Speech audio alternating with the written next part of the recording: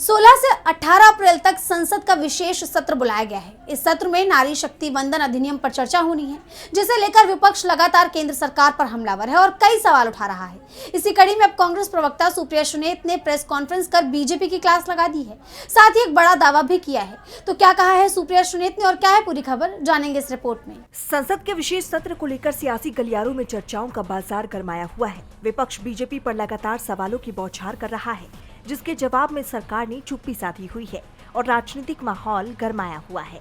और अब कांग्रेस प्रवक्ता सुप्रिया सुनेत के आरोपों ने सियासी हलचल और तेज कर दी है। दरअसल सुप्रिया सुनेत ने प्रेस कॉन्फ्रेंस कर कहा, ठीक 30 महीने पहले सितंबर 2023 में नरेंद्र मोदी जी की सरकार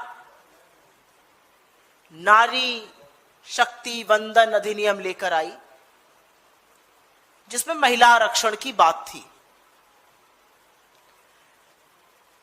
लेकिन इसमें इतने किंतु परंतु अपितु थे कि यह समझ से बाहर था सरकार की मंशा क्या है।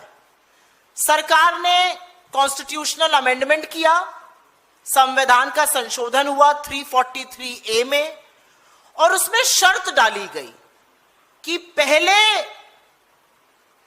सेंसस होगा और उसके बाद डिलिमिटेशन होगा और उसके बाद महिला आरक्षण होगा। 9 मन तेल होगा तब आगे की बात बनेगी। यह काम सरकार ने किया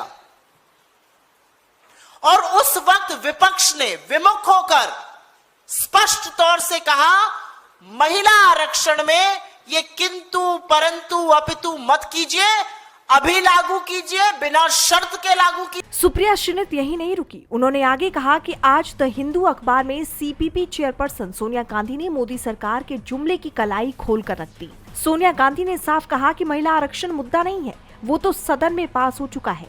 कांग्रेस ने खुद कहा है कि महिला आरक्षण को बिना जाति जनगणना और डिलिमिटेशन की शर्त के तुरंत लागू कीजिए। असल मुद्दा महिला आरक्षण का नहीं, डिलिमिटेशन का है। मोदी सरकार महिला आरक्षण के पीछे छिपकर साजिश कर रही है।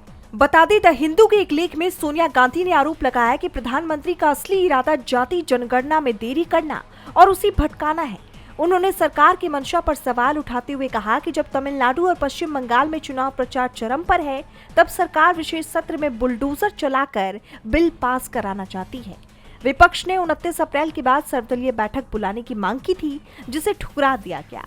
सोनिया के इसी बयान का जिक्र सुप्रिया सुनेत ने किया है। ये स्पेशल सत्र जो 3 दिन के लिए बुलाया जा रहा है 16 तारीख से, क्या ये स्पेशल सत्र की जो बातें हैं ये 3 अप्रैल से पहले जब चल रहा था सेशन तब नहीं हो सकती थी?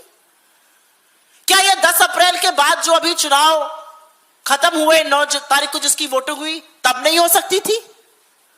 क्या कारण है कि बीच चुनाव में आपको बुलाकर लोगों को यह करना पड़ रहा है? सुप्रिया सुनेत के इन सवालों ने बीजेपी में खलबली मचा दी है। अब देखना ये होगा कि इन सवालों का जवाब बीजेपी कब तक देती है। डीबी लाइव की रिपोर्ट।